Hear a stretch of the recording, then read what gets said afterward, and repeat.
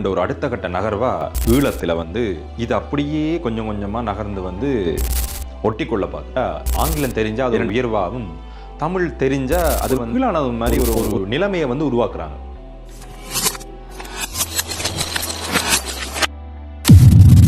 ஒரு மொழி தன்னோட தனித்தன்மையை இழந்து அழியுதண்டா, முதலாவதா அதோட இனமும் சேர்ந்து அதோட மொத்தமாகவே அழிஞ்சிடும்.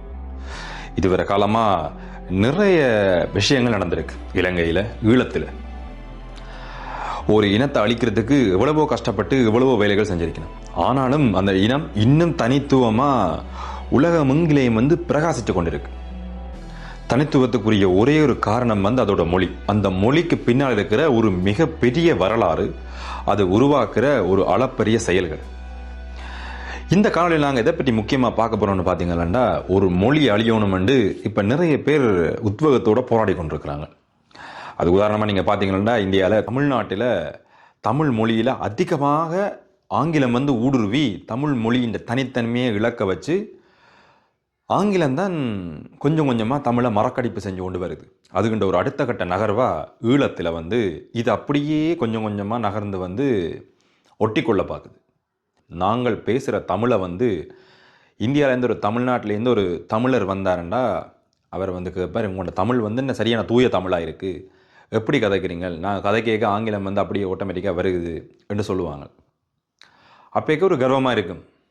ஆனால் இப்போ அந்த தனித்தன்மையை கொஞ்சம் கொஞ்சமாக எங்கள்ட ஈழத்தாயகம் இழந்து கொண்டு வருது. ஒரு சந்தேகம் உருவாகுது. ஒரு 2-3 வருஷத்துக்கு முதல் யூடியூப்பில் பதிவுகள் காணொலிகள் வரைக்கும் அதிகபட்சமாக தமிழில் வரும், இல்லையண்டு இல்லை. ஆனால் ஆங்கிலம் அதிகமாக கலப்பட்டிருக்காது. ஆனால் இப்போ டிக்டாக்லேயும் சரி யூடியூப்லேயும் சரி வர பதிவுகள் காணொலிகளில் அதிகமாக தமிழில் கதை கேட்க தொடர்ந்து ஆங்கிலத்திலேயும் கதைச்சு கொண்டிருக்கணும். அப்படியே மாறி மாறி கலந்து கதைச்சு அந்த மொழியின் தனித்தன்மையை இலக்கடிப்பு செஞ்சு கொண்டிருக்கணும். இந்த காணொலியை பார்த்தீங்கன்னா உங்களுக்கு விளங்கும்.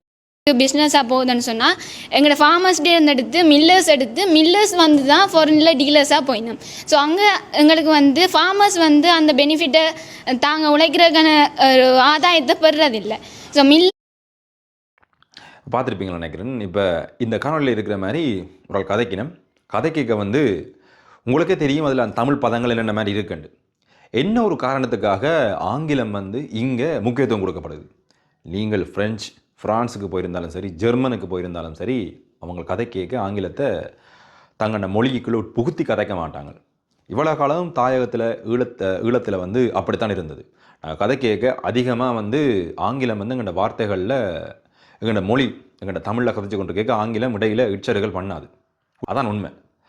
ஆனால் இப்போ இனி வர்ற காலங்களில் அடுத்த தலைமுறை என்ன மாதிரி பார்க்குது தமிழ் என்று பார்த்தீங்களாண்டா, ஆங்கிலம் தெரிஞ்சால் அது ஒரு உயர்வாகும், தமிழ் தெரிஞ்சால் அது ஒரு ஒரு ஒரு கீழானது மாதிரி ஒரு ஒரு ஒரு நிலைமையை உருவாக்குறாங்க.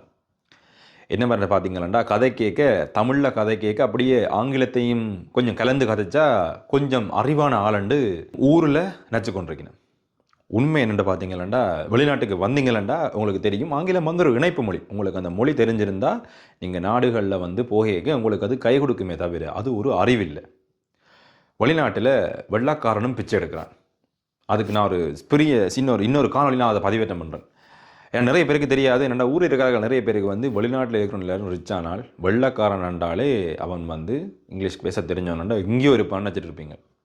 என்னட்ட இந்த யாசகங்கிட்ட, அதாவது தன்னிட்ட காசு இல்லைன்னு கேட்ட வெள்ளைக்காரனும் இருக்கிறான், என்னட்ட சாப்பாடு இல்லை வாங்கி தாண்டு கேட்ட வெள்ளைக்காரனும் இருக்கிறான்.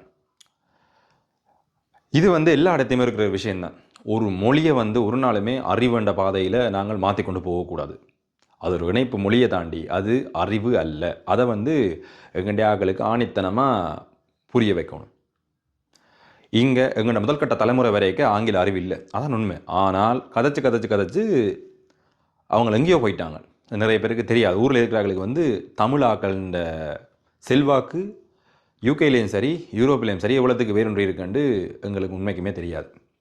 அதான் உண்மை. ஏனெண்டா அதிகமான காணொலிகள் அதை பற்றி வர்றது கிடையாது. அப்படி இருக்க ஊரில் இப்போ தமிழில் ஆங்கிலம் கொஞ்சம் கொஞ்சம் கலந்தோன்னு வரைக்கும் என்ன நடக்கும்? கொஞ்சம் கொஞ்சமாக தமிழுக்கு உரிய முக்கியத்துவம், தமிழுண்ட இதுகள் சிறப்புகளை கொஞ்சம் கொஞ்சமாக மழுங்கடிப்பு செய்யப்படும். தமிழ் உணர்வு கொஞ்சம் கொஞ்சம் குறையக்க இன உணர்வும் தண்டபாட்டில் கொஞ்சம் கொஞ்சம் குறையும். தமிழ்ன்னு சொன்னால் பொங்கி எழுந்த ஈழத்தமிழர்கள் வந்து ஒரு கட்டத்தில் தமிழுக்கு ஒரு சின்ன இன்னல் வரைக்க வேடிக்கை பார்க்குற ஒரு நிலைமை உருவாகக்கூடாது, ஒரு நாளுமே உருவாகக்கூடாதுன்றது தான் என்னுடைய கருத்து. என்னென்னு பார்த்தீங்கன்னா, இப்போ இப்படி கொஞ்சம் கொஞ்சமாக இந்த படங்களை பார்த்து எங்களை நாங்களே இப்போ ஆங்கிலத்தில் கதைக்கிறது வந்து பெருமை, ஆங்கிலத்தில் கதைச்சா ஸ்டைலாக இருக்கும் அப்படின்னு நினச்சிட்டு இருந்தோம்னா அது ஒரு பொய்யான விஷயம். என்னென்னு பார்த்தீங்கன்னா, உண்மைக்குமே தமிழில் இவ்வளவோ சொற்கள் இருக்குது. இப்போ நானெல்லாம் இப்போ உண்மைக்கும் நான் வந்து இப்போ நானும் வந்து ஊரில் இருக்க வந்து இப்போ ஆங்கிலத்தில் கதைச்சா வந்து இப்போ கதைச்சோன்று கேட்க ஆங்கிலத்தில் கதைச்சா என்ன இப்போ பெரிய ஆளாக நினைப்பாங்கன்னு தான் நானும் யோசிச்சுட்டு இருந்தேன். அது அது இலங்கையில் இருக்கேக்க, ஈழத்தில் இருக்கேக்க, வெளிநாட்டுக்கு வந்த பிறகு அந்த பார்வை வந்து ஒரு வித்தியாசமான கோணத்தில் மாறிட்டுது.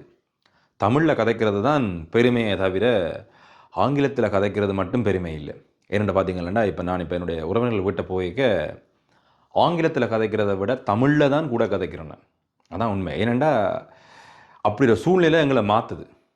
இதுவரை காலம் ஊரில் இருக்கவங்க அந்த மொழியின் அருமையும் மொழியின் தன்மையும் அதோட விஷயங்களும் நிறைய தெரியாமலே இருந்திருக்கு. ஆனால் நாங்கள் தமிழில் தான் கதைச்சிருப்போம், தொடர்ந்து தமிழில் தான் எல்லாமே இருந்திருப்போம். ஆனால் அதோட அருமை வந்து தெரியாமல் இருந்திருக்கு.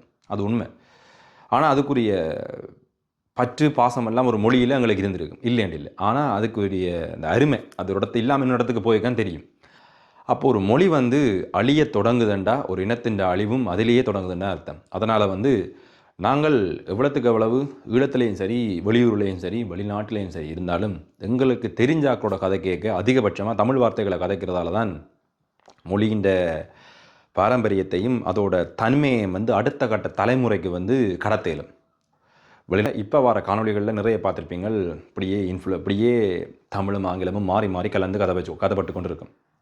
உண்மைக்குமே அது வந்து கேலிக்கான விஷயம்தான் உண்மைக்குமே என்ன பொறுத்து. ஏன்னா நாங்கள் தமிழில் கதைக்க போகிறோமா, முழு காணொலியும் வந்து தமிழ்லேயே கதைச்சிடணும். நீங்கள் இங்கிலீஷ்லேயே கதைக்க போகிறீங்களா, ஒரு பிரச்சனையும் இல்லை. முழு காணொலியும் இங்கிலீஷ்லேயே கதைச்சிடுங்க, ஒரு பிரச்சனையும் இல்லை.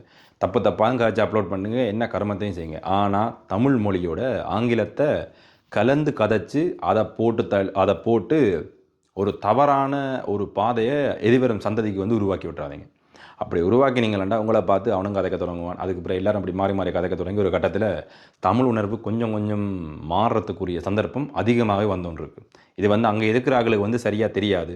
நாங்கள் இங்கே வந்த பிறகு தான் எங்களுக்கே விளங்குது கொஞ்சம் கொஞ்சம் தமிழ் உணர்வு வந்து எங்களை விட்டு போய்கொண்டிருக்குமோ என்ற ஒரு அச்சத்திலையும் இருக்கிறோம்.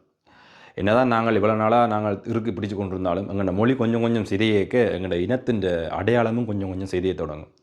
நல்லா யோசித்து பாருங்கள் என்ன மாதிரியான ஒரு விஷயம் உண்டு இப்போ இனி நடக்க போகுதுண்டு.